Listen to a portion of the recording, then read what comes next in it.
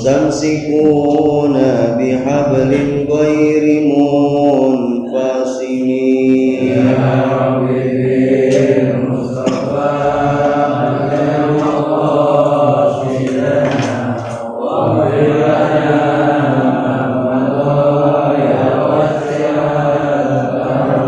اللهم صل وسلم وبارك عليه وعلى آله.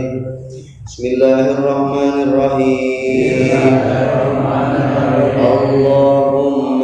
Allahumma anta rabbi la ilaha illa anta khalaqtani wa ana abduka wa ana ala ahdika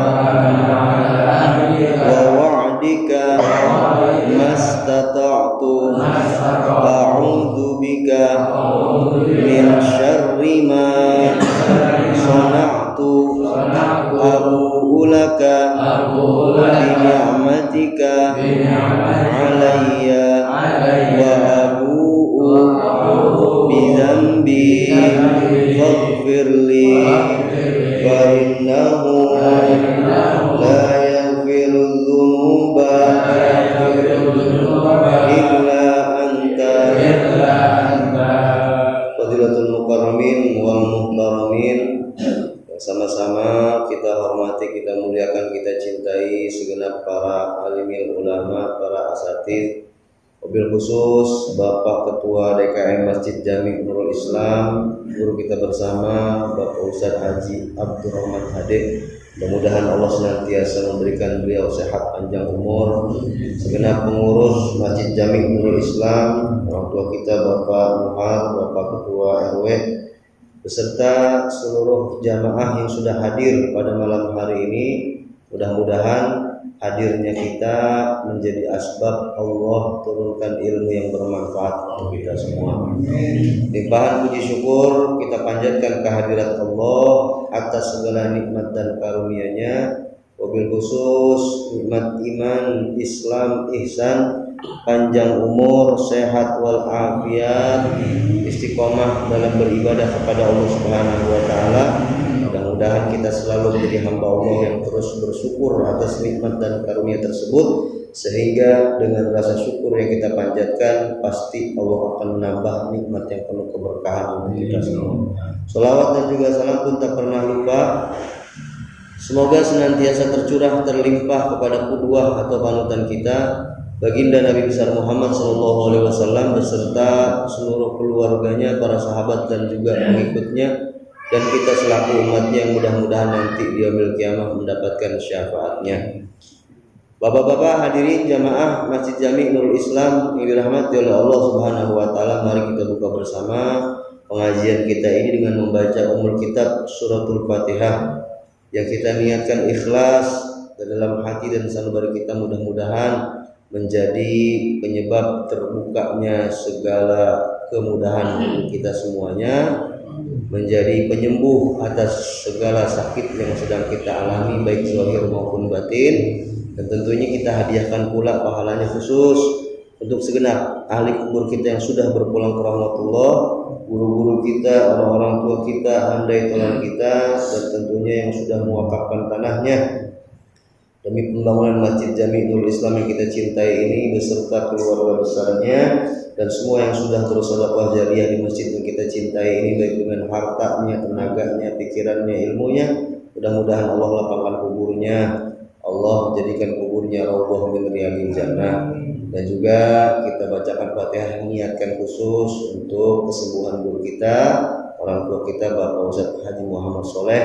Mudah-mudahan Allah angkat segala penyakitnya, Allah berikan kesembuhan, panjang umur dalam sehat wal afiat. Ala hazihi niyah wa ala kulli niyatin sholihah nuqaddimuha wa nuhdiha ila hadrati habibillah Muhammad Mustafa Rasulullah sallallahu alaihi wasallam وعلى آله وأزواجه وذريته وآل بيته الكرام جميع أصحابه خصوصا أربعة الخلفاء الراشدين سادتنا أبي بكر وعمر وعثمان وعلي رضي الله عنهم وعلى بقية الصحابة والتابعين والتابعين بإحسان إلى يوم الدين وإلى جميع أرواح الأولياء والعلماء والشهداء والصالحين خصوصا إلى حضرة إمامنا إمام الشافعي والإمام أبي الحسن الأشعري وإلى حضرة سلطان الأولياء السيد الشيخ عبد القادر الجيلي الشيخ محمد سلمان المدني وإلى حضرة الشيخ محمد نواوي بن عمر الجاوي البنتاني الشيخ محمد حسب الله جميع أرواح الأولياء التسعة الجاوية وإلى جميع أرواح المسلمين والمسلمات والمؤمنين والمؤمنات في مشارق الأرض إلى مغاربها في برها وبحرها خصوصا لآبائنا وأمهاتنا وجداتنا وأجدادنا وعمتنا وعمامنا ومشايخنا وأساتذتنا خصوصا إلى روح الموفقين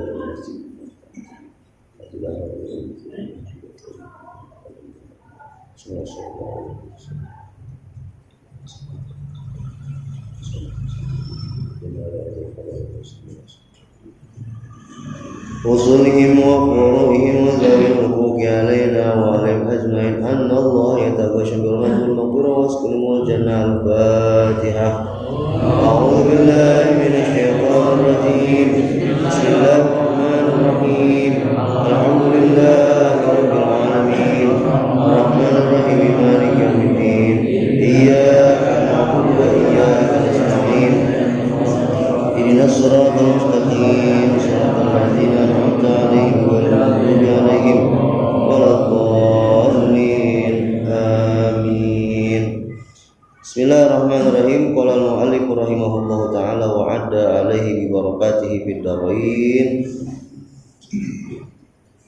Wa minhu ma la budda minhu fi iqamati mafrudati syari'ati wa yakfi fi zalika ma'rifatu ahkamiha az-zahirati nahu kalimatai syahadati ma'a fahma maknahuma bi ayat ta'alama lafzu asyhadu an la ilaha illallah wa asyhadu anna muhammadar rasulullah wa fahima subutul uluhiyyati lillahi wa risalati li sayyidina Muhammad sallallahu alaihi wasallam bihaitsu yujzamu i'tiqadu bidzalika fala yakunu indahu syakkun wala zannun wala hammun. Hadirin dirahmati Allah Subhanahu wa taala, kemarin kita sudah menerangkan tentang di antara kewajiban-kewajiban kita sebagai umat baginda Rasulullah SAW yang sudah mukallaf. Di antaranya adalah kewajiban bagi kita itu untuk mendirikan atau melaksanakan, mengerjakan keparduan atau kewajiban-kewajiban yang ada dalam syariat agama Islam. Sebab hadirin dirahmati Allah, orang itu derajatnya, mohon maaf, ada yang kafir, ada yang munafik, di bawahnya ada yang fasik. Ya, kalau kafir jelas adalah orang yang tidak beriman kepada Allah, tidak beriman kepada baginda Rasul Sallallahu Alaihi, tidak beriman kepada syariat yang ada dalam ajaran agama Islam. Kemudian di bawahnya ada munafik. Munafik mulutnya berkata beriman tapi hatinya ya tidak, ya dusta. Kemudian di bawahnya lagi ada yang namanya fasik. Fasik ini adalah orang yang menggampang-gampangkan urusan agama. Kalau ditanya sholat wajib apa kagak? Wajib. Kalau orang sholat nanti di akhirat bagaimana? Masuk surga? Sebab yang paling pertama nanti ditanya adalah sholat. Terus kalau orang kagak sholat bagaimana nasibnya di akhirat? Masuk neraka. Tapi dia kagak sholat. Dan zaman sekarang banyak yang begitu. Banyak yang begitu. Anak-anak kita, cucu-cucu kita, kalau ditanya hukumnya sholat apa? Tahu dia wajib. Ya, tapi dia nggak ngerjain sholat. Subuhnya, zuhurnya, paling sholatnya cuma maghrib doang, rame-rame. Makanya kalau maghrib penuh. Tapi kalau sholat sunat lain sepi, kita kagak tahu. apakah dia sembahyang di rumah, apakah emang kagak sembahyang. Ya, karena yang namanya hadirin dirahmati Allah Subhanahu wa taala, karena tidak bisa ditawar yang namanya iqamatu mafrudati syariah, ya, mendirikan atau melaksanakan kefarduan-kefarduan, kewajiban-kewajiban yang ada dalam syariat agama Islam. Maka sepanjang hidupnya, kalau dulu pernah meninggalkan sholat, semenjak dia akil balik, maka akan menjadi hutang di hadapan Allah Subhanahu wa taala yang wajib dibayar. Makanya bapak-bapak hadirin dirahmati oleh Allah, ya, kan jarang anak-anak muda ikut pengajian begini, jarang. Ya, berjamaah paling anak-anak muda paling maghrib doang. Coba lihat isaknya, subuhnya, zuhurnya, asarnya, jarang anak muda. Tapi sih mudah-mudahan sholat di rumahnya, jangan sampai enggak sholat. Sebab tanggung jawab kita sebagai orang tua, ya, yang harus betul-betul membimbing dia. Jangan sampai kita 5 waktu berjamaah, udah di masa tua pensiun kita udah ngapa-ngapain lagi. 5 waktu berjamaah, dari mulai zuhurnya, asarnya, maghribnya, isyaknya, bahkan subuhnya, belum azan udah datang, tapi yang di rumahnya nggak pada sholat, ya, yang di rumahnya nggak pada sholat, maka yang nggak sholat itu nanti akan menuntut kita di hari kiamat. Ngapa dulu nggak dimarahin, ngapa dulu nggak disuruh, ngapa dulu didiemin aja. Kadang-kadang kan suka ada peribahasa, biar aja udah gede mikir sendiri. Nggak bisa. Kalau masih tinggal di rumah kita jadi satu, walaupun dia udah punya cucu lagi, ya, kalau masih tinggal nyampur sama orang tuanya, kewajiban pemimpin keluarganya di situ adalah bapaknya untuk mengingatkan sholat. Sampai kita mudah capek ya ibadah, di yaumil kiamah dituntut sama anak yang kagak mau sholat.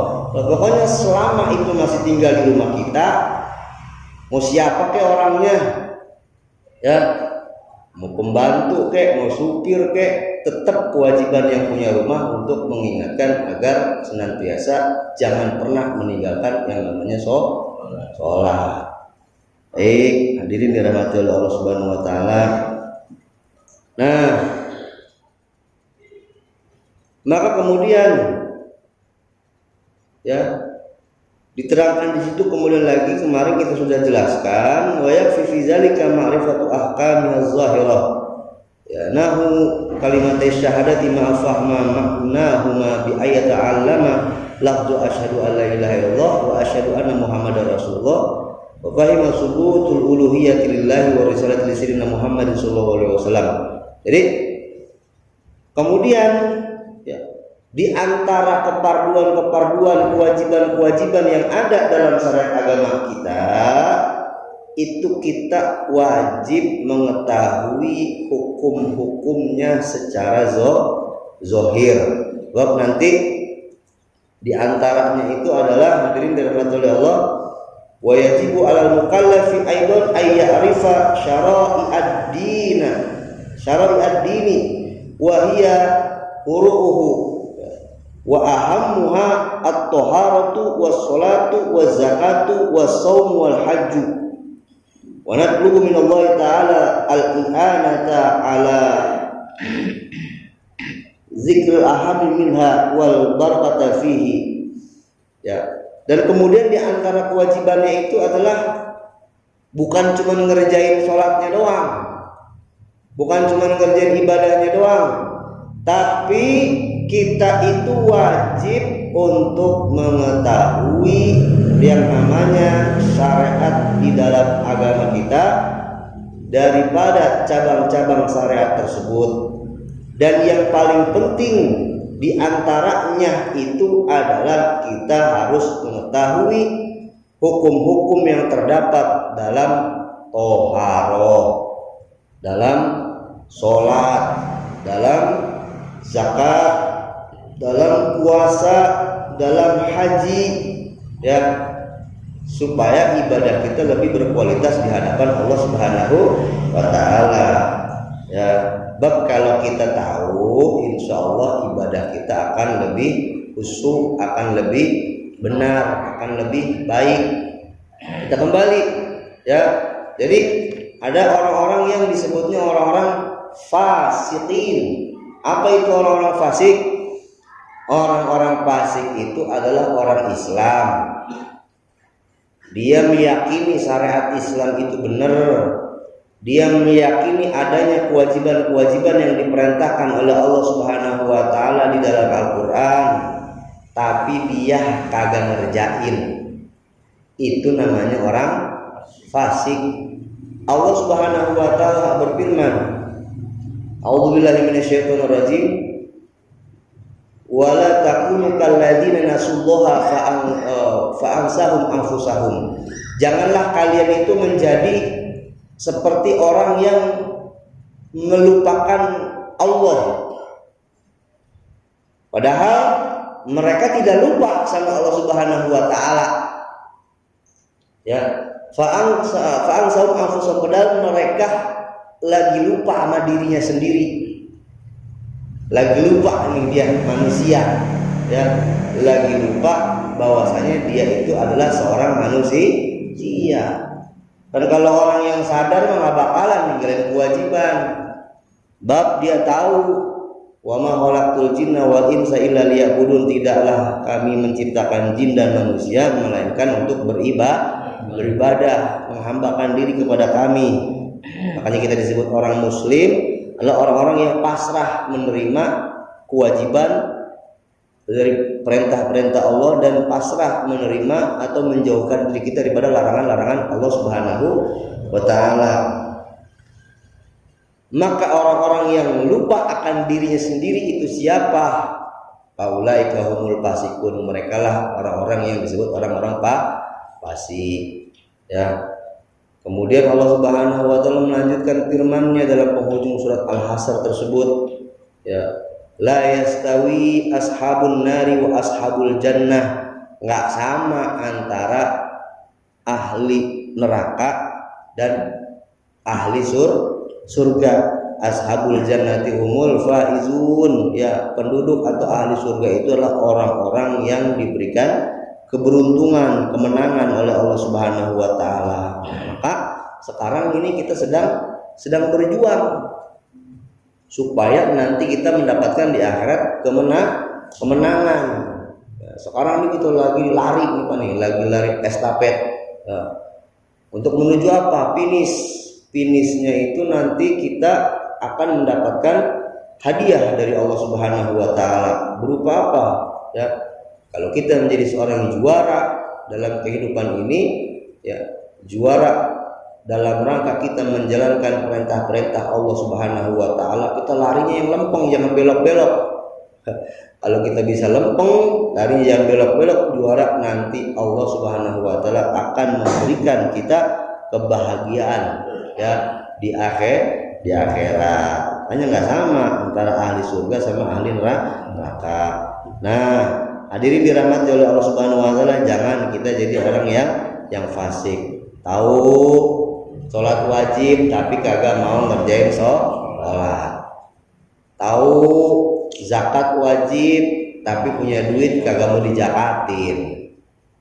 Tahu haji itu hukumnya wajib, punya duit nggak mau berangkat haji.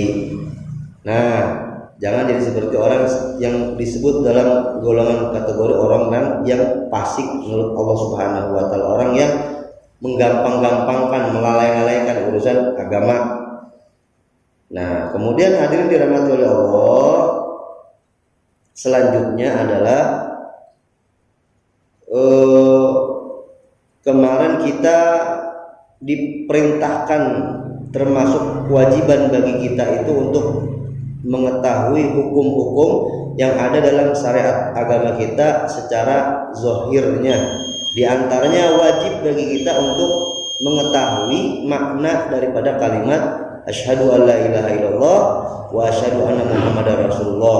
Kemarin kita sudah jelaskan ya. Kemudian kita mengetahui ya, subutul uluhiyatillah, ketetapan yang ada pengakuan dalam syahadat tersebut bahwasanya Tuhan yang berhak untuk disembah hanyalah Allah Subhanahu wa taala, dan bahwasanya Nabi Muhammad SAW itu adalah utusan dari Allah Subhanahu wa taala. Kemarin sudah kita jelaskan.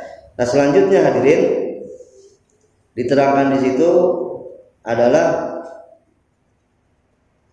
wajibu wujubu amalin, ya, wajib kita mengamalkan apa yang ada dan kita ketahui dalam syariat Islam daripada kewajiban-kewajiban tersebut. Ya, paminhu, dan diantaranya juga itu bagi kita orang yang awam ya, wajib taklidu mujtahidin mutlakin. Wajib kita itu taklid. Awas, sekarang nih ada yang mengharam-haramkan taklid. Taklid itu apa sih Pak? Ngikut sama siapa? Kita boleh ngikut sama siapa? Ngikut sama mujtahidin mutlakin, sama mujtahid yang mutlak ya. Fayajibu alaman lam yakun fihi ahliyatun lil ijtihadil mutlaqi ayyaqlida wahidan minal a'immatil arba'ah. Maka wajib bagi orang yang bukan ahli berijtihad ya secara mutlak untuk mengikuti atau manut terhadap salah satu daripada imam yang empat, Imam Syafi'i atau Imam Abu Hanifah atau Imam Malik atau Imam Ahmad bin Hambal ya. Jadi kita wajib ikut, jangan bentar-bentar ibadah mah jangan ikut-ikutan. Ibadah mah harus langsung dari Rasulullah. Kapan ketemu Rasulullahnya ya, kapan ketemu Rasulullahnya ya. Saya pernah itu ada ya satu masjid ganti pengurus, kemudian azan Jumat yang tadinya 2 kali diganti jadi sekali. Kata pengurusnya, kami akan perjuangkan azan Jumat yang tadinya 2 kali sekarang kita jadikan sekali, sebagaimana kita tidak boleh ikut-ikutan kepada yang lain kecuali kita harus ikut sama Rasulullah. Berarti azan Jumat 2 kali salah kata dia ya. Justru azan Jumat yang 2 kali pahalanya lebih banyak. Kenapa? Azan yang pertama ngikutin Rasulullah, azan yang kedua ngikutin Sayyidina Utsman ya. Jadi jangan dikira orang yang azannya 2 kali ngikutin Rasulullah justru pahalanya lebih banyak. Kenapa? Azan yang pertama ngikutin Rasulullah, azan yang kedua ngikutin Sayyidina Utsman. Jadi jangan apa-apa salah, langsung kepada Rasulullah. Kapan ketemu Rasulullahnya? Makanya kita itu yang namanya beragama itu harus punya guru. Kenapa harus punya guru?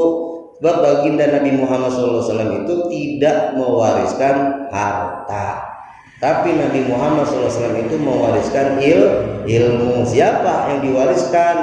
Ya jelas Nabi Muhammad SAW bersabda, al ulama'u warasatul anbiya. Ulama adalah pewarisnya para nabi.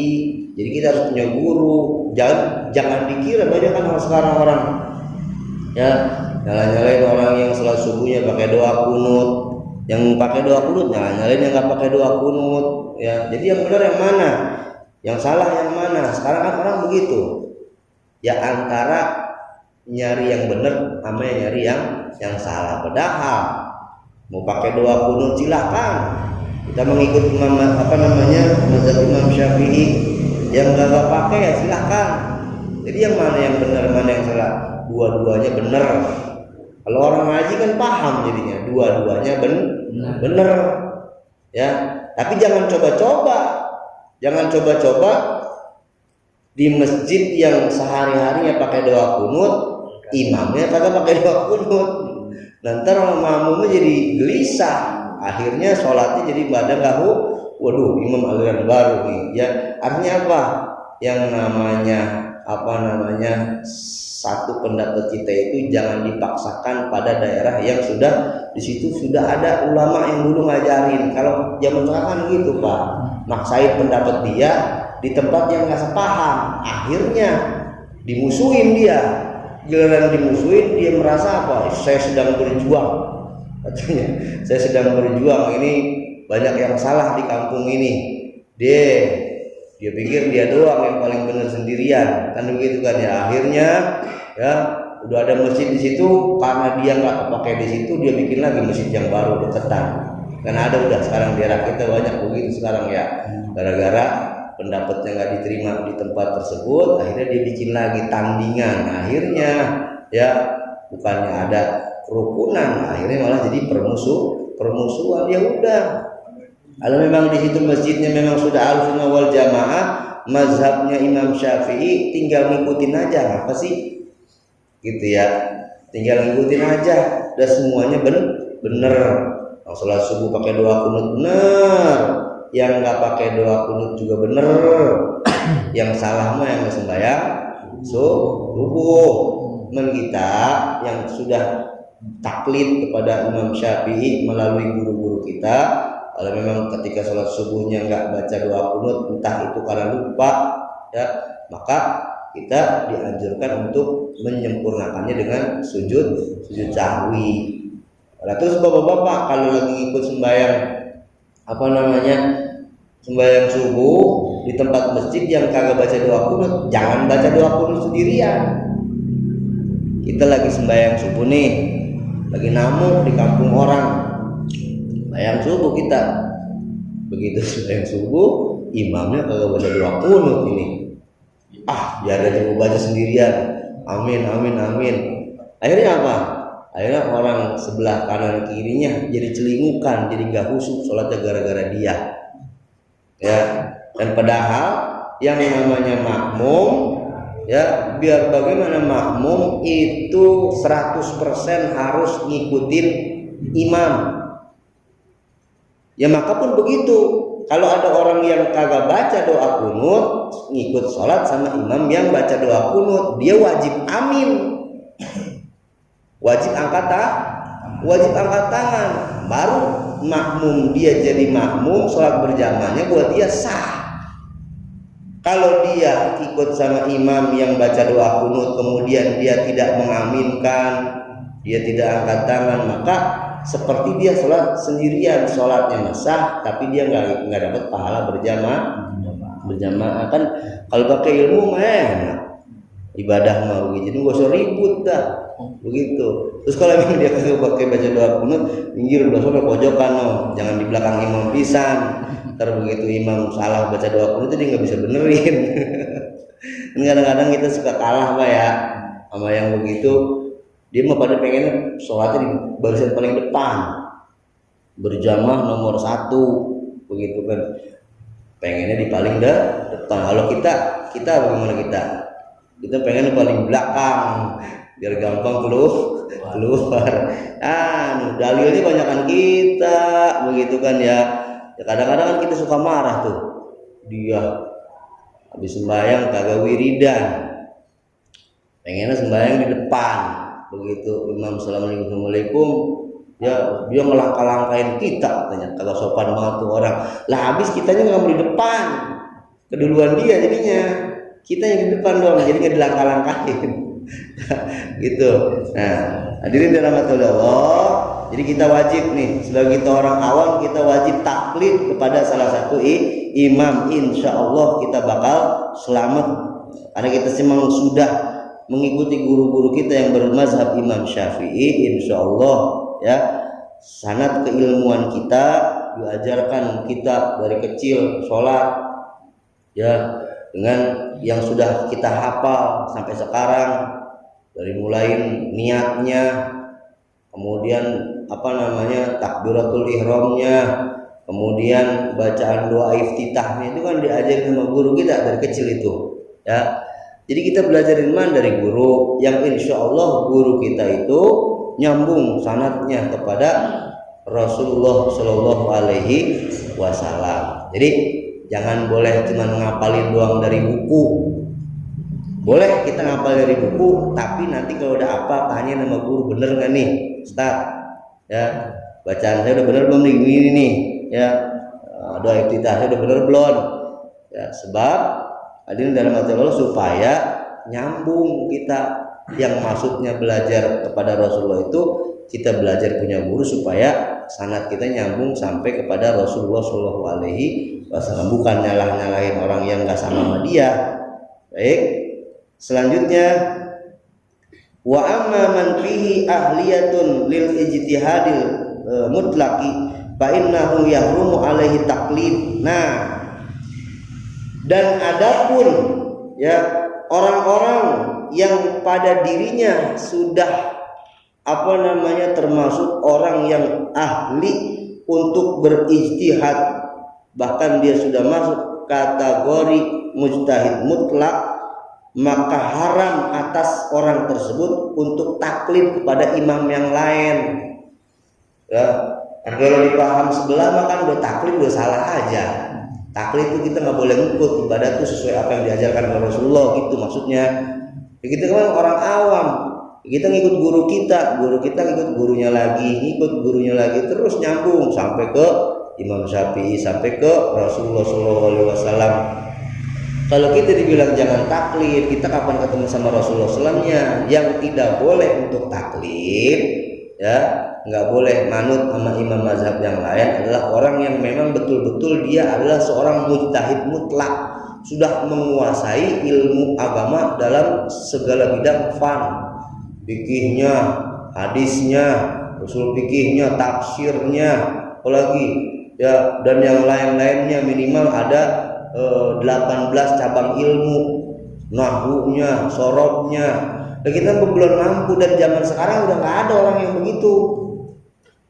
Ya, sudah tidak ada orang yang model seperti itu yang dapat derajat mujtahid mutlak. Ya, sedangkan sekelas misalkan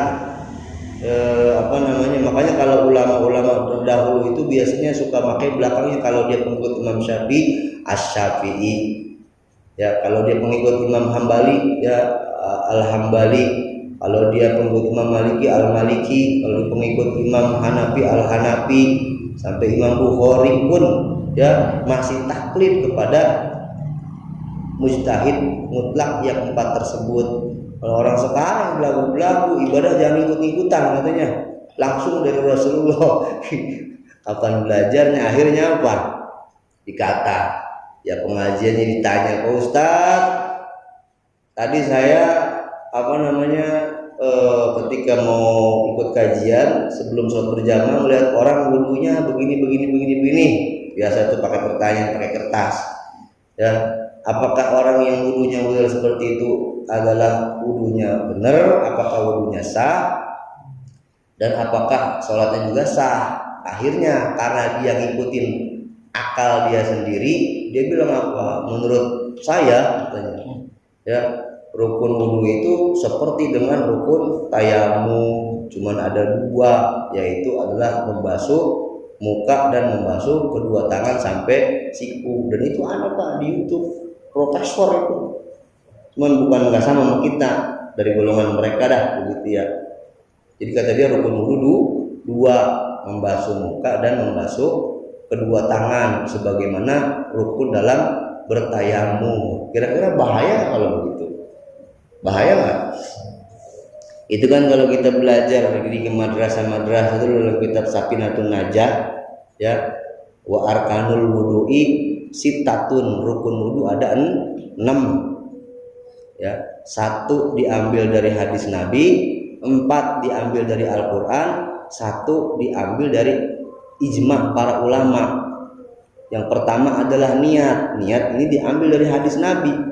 Ya, innamal a'malu binniyah, sesungguhnya setiap amal perbuatan itu diterima atau tidaknya tergantung niatnya. Kita niat ya, kapan niat wudu? Ya, niatu qasdu syai'in muqtarinan bi fi'lihi wa mahalluha al-qalbu. Niat itu adalah menyengajakan untuk berbuat sebuah perbuatan dibarengi dengan perbuatan tersebut Wa mahalluha al-qalbu, tempatnya niat adanya di dalam hati. Ya. Wa talaffuzu biha sunnatun, melapazkan niat dengan lisan kita hukumnya sunnah untuk membantu konsentrasi dalam hati kita. Jadi kalau bapak-bapak baru bilang nawaitul wudu'a li rabbil hadasil asghari fardhu lillahi ta'ala, itu niat bukan? Niat bukan itu? Niat bukan? Itu bukan niat. Bapak-bapak sebelum sholat baca usolli fardhu maghribi salah rakaatin mustaqbilal kiblati adaan makmuman lillahi ta'ala, niat bukan? Bukan niat, belum niat itu. Itu baru at-talaffuzu bin niyah, melapaskan, mengucapkan niat dengan lisan kita. Dalam mazhab Imam Syafi'i wa talaffuzu biha sunnatun, melapaskan niat dengan mulut kita hukumnya sunnah. Terus kapan niat yang benernya? Muqtarinan bi fi'lihi, bareng dengan perbuatan tersebut. Lah salat awalnya takbiratul ihram, maka pada saat takbiratul ihram hati kita ngomong, sebab wa mahallu al-qalbu, tempatnya niat adanya di dalam hati. Begitu kita Allah, hati kita ngomong tuh. Nah, lempengan dalam hati mah terserah mau pakai bahasa apa juga. Yang orang Jawa mau bahasa Jawa, monggo silakan. Yang orang Sunda mau bahasa Sunda, mangga. Yang orang Padang mau bahasa Padang, sekenanya dalam hati kita. Ya, kalau kita orang Betawi, sajaku. Kalau orang dulu kan begitu ya, sajaku mengerjakan sholat maghrib 3 rakaat menghadap kiblat, menjadi makmum fardu atau wajib karena Allah Ta'ala. Orang dulu begitu tuh niat mengucapkan dalam hati. Oleh bahasa Indonesiakannya, saya niat melaksanakan sholat maghrib 3 rakaat, ya, menghadap kiblat, menjadi makmum fardu karena Allah Ta'ala dalam hati. Kalau itu niat belum selesai, jangan bar dulu. Nah, itu baru niat yang benar. Sama gitu lagi, wudu juga begitu. Wudu niatnya di mana? Entar kan ada babnya sendiri, sekedar kita pengetahuan dulu. Wudu di mana niatnya? Karena yang pertama di Quran disebutnya adalah iza kuntum apabila kamu hendak mengerjakan sholat tagsilu wujuhakum, maka basuhlah wajah kamu, kan gitu ya. Jadi kalau kata profesor itu rukun wudu ada 2, dia ngambil dari mana kita bingung dah. Di Quran aja 4. Tagsilu wujuhakum wa aydiyakum ilal marafiq, ya, pertama basuh muka kamu, kedua tangan kamu sampai dengan siku, wamsahu biruusikum, ketiganya usap sebagian kepala kamu, wa arjulakum ilal ka'bain, kemudian basuh kedua kaki kamu sampai dengan mata kakinya. Di Quran 4, Pak. Kata dia 2. Ya, coba dah ntar cari ya rukun wudu di YouTube dah.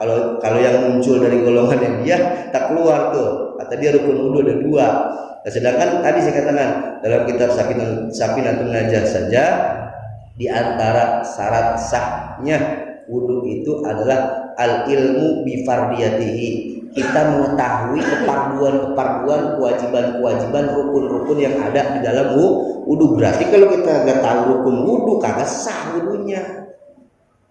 Segitu yang nggak tahu, apalagi yang ngomong rukun wudu ada 2, bagaimana? Kagak sah wudunya.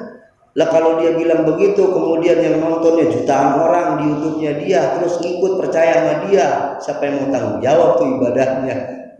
Ya, ngeri sekali. Ya, jadi kita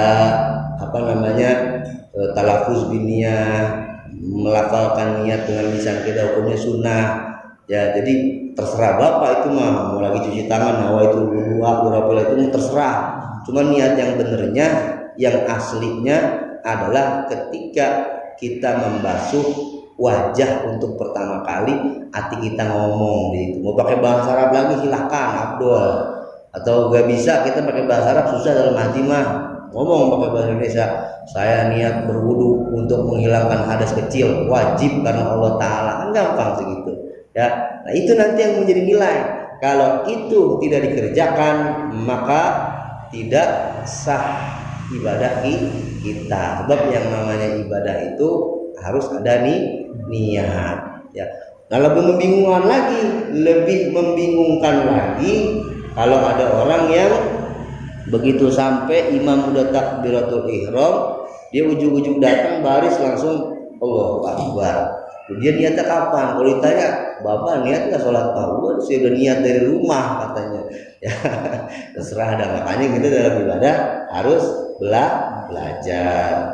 Nah, bagi orang yang memang dia sudah mujtahid mutlak, dia tidak boleh ikut sama imam yang lain.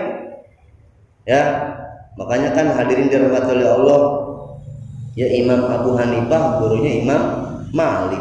Imam Malik karena dia sudah mujtahid mutlak, dia menjadi imam mazhab. Imam Malik punya murid Imam Syafi'i. Imam Syafi'i karena dia sudah derajatnya mujtahid mutlak, dia punya jadi imam mazhab sendiri. Imam Syafi'i punya murid lagi Imam Ahmad bin Hambal. Ya, karena juga Imam Ahmad bin Hambal sudah mencapai derajat mujtahid mutlak, maka Imam Ahmad bin Hambal menjadi imam mazhab. Jadi empat-empatnya ini sebenarnya setali tiga uang. Jadi nggak boleh kita nyalahin, ya, tidak boleh nyalahin. Baik hadirin dirahmati Allah Subhanahu wa taala. Kemudian disebutkan di situ tadi, kewajiban bagi kita adalah untuk mengetahui ya syariat-syariat yang ada di dalam agama kita, yang cabang-cabangnya banyak, dan yang paling penting itu diantaranya adalah yang pertama masalah toharoh. Karena yang namanya masalah toharoh ini nanti ya yang akan menjadikan ibadah kita ini sah atau tidak. Ya, seperti kita mau sholat, ya kan harus berwudu dulu. Berwudu itu masuk dalam rangkaian yang disebutnya toharoh. Ya, kita buang air kecil, kita buang air besar, harus yang namanya istinja, cebok kalau kata kita. Harus diperhatikan nanti cebok itu pakai airnya yang bagaimana, caranya bagaimana, apa itu yang disebut istinja ataupun cebok. Kata ulama al istinja'u huwa istinja itu adalah menghilangkan ya najis yang ada pada tempat keluarnya najis dengan mempergunakan air hatta tazula minhu an najasa, sehingga hilang darinya ya segala macam najis-najisnya. Jadi harus tahu, misalkan nih ya di masjid ada tai ayam, merbot ada pikirnya, kudu tahu. Kalau ada tai ayam bagaimana cara ngebersihinnya nih? Jangan main seblok aja. Kalau main seblok aja maka air itu seblok itu najisnya nyebar kemana-mana. Kan harus ada ilmunya. Seperti kita juga istinja, ya, yang benar. Ya kalau kita buang ada tai ayam di masjid, pertama kita hilangkan airnya dulu. Ya, yang nampak nih itu yang kelihatannya kita buang dulu. Pakai apa kek? Pakai daun kek, pakai kertas kek, pakai apa kek? Baru setelah itu disiram. Ya, kita gosok-gosok dah. Pakai kaki kek, pakai sikat kek. Habis itu disiram lagi sampai 3 kali disiramnya kalau bisa. Jadi kan ibadah kita jadinya benar. Nah, hadirin dirahmati Allah, karena banyak orang yang tidak diterima ibadahnya, sholatnya gara-gara toharohnya kagak bener. Kan saya udah jelasin tuh dalam kitab Daqaiqul Akhbar, ya ketika orang itu melewati jembatan Shirathul Mustaqim, kan ada berapa posnya waktu itu? Ada 7. Pos pertama yus'alu anil iman, ditanya tentang imannya dia. Kalau imannya benar, imannya tidak rusak, maka bisa lolos. Pos kedua ditanya sholatnya. Pos ketiga ditanya tentang puasanya. Pos keempat ditanya tentang zakatnya. Pos kelima ditanya tentang hajinya. Pas di pos keenam yus'alu anil wudu'i wa ghuslul jinabah, ditanya tentang wudu sama mandi junubnya, bener apa kagak. Ya, pos sholat udah lolos, pos puasa udah lolos, pos zakat udah lolos, pos haji udah lolos. Pas begitu di pos ke-6 ditanya tentang wudunya. tentang mandi junubnya. Kalau wudhu dan mandi junubnya kagak bener, maka akhirnya yang lain kagak bener udah urusannya dah. Ya, jangankan kita kalau udah mandi junub kagak bener, jangankan sholat masuk ke masjid jadi udah dosa. Apalagi orang zaman sekarang kan, mohon maaf, karena lahan sudah semakin sempit, bikin kamar mandi ala kadarnya, nggak pakai kolam-kolam, cuman pakai bak doang. Lagi junub, ya walaupun itu keran dinyalain di situ, tetap aja kalau baknya kecil mah tidak mencapai 2 kula, ya dia mandi air dari bak begitu, kemudian air bekas mandinya dia ya jatuh ke ubin, muncrat lagi ke situ, jadi air mustakmal. Bagaimana mau sah mandi junubnya? Kalau sudah mandi junubnya kagak sah, bagaimana nanti sholatnya kagak mau sah, kan begitu ya. Nah, hadirin dan hadirat Allah, nanti kita pelajari semuanya di sini ada. Karena setelah ini ya, kemarin kita sudah bahas bab tauhidnya, kemudian bahas bab-bab yang lainnya, sejarah Rasul dan sebagainya.